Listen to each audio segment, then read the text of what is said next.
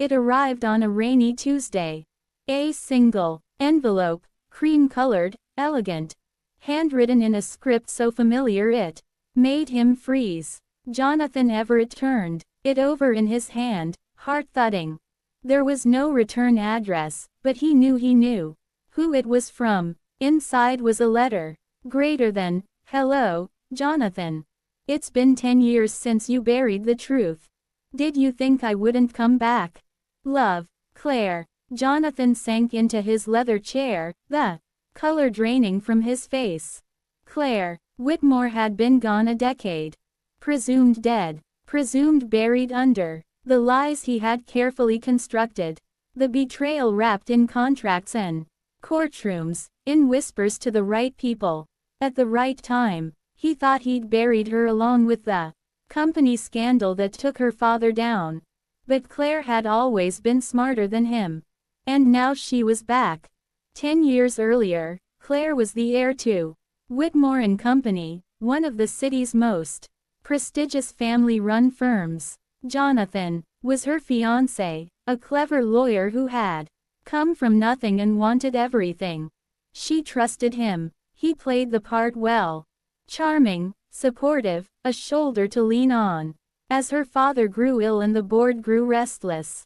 What Claire didn't know was that Jonathan had already aligned himself with rival investors. He planted forged documents, framed her father for embezzlement, and pushed Claire out of the company and out of society. Her father died from the scandal. Claire disappeared. Rumors said she'd drowned herself. But she had never left. Claire went underground literally. She fled the city, changed her name, and learned everything. Cybersecurity, finance, espionage. She watched the man who destroyed her life rise to power on the ashes of her legacy. But she didn't want him dead. She wanted him ruined, like she had been. It started subtly. Jonathan's wife began receiving anonymous texts, photos of Jonathan at strange locations. Then a recording of him with his assistant. Intimate and damning. His teenage daughter's private diary was posted online. Then the board began asking questions. Where was the missing $3.2 million from last quarter's account? Why had a whistleblower reported ethics violations with documents to back it up? And finally, the press. The scandal exploded. Every secret he had kept, every lie, every bribe, every betrayal poured out in headlines like blood from a wound. His face was on every screen, but not for the reasons he had built his empire on. He tried to run, froze his assets, booked a private jet. That's when the second letter arrived. Greater than, running already. Don't worry. The plane won't take off. Look outside. I wanted you to see what justice looks like. He staggered to the window of his penthouse. Below, fire engines wailed. His beloved, classic car collection, a symbol of his ego, was engulfed in flames in the garage. The cause? Electrical malfunction. But he knew better. And then he saw her. Across the street. Black trench coat. Red lipstick. The same glint in her eyes. Calm, brilliant, vengeful. Claire. They met one last time.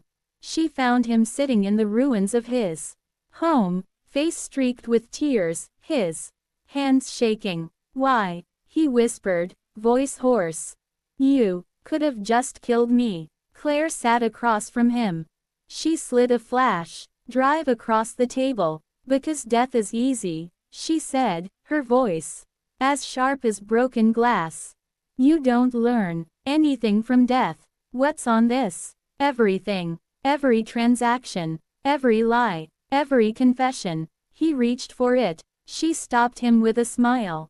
It's already been sent to the SEC, the press, the police. You won't get away with this, he said, rage bubbling. I already have. She stood and walked to the door.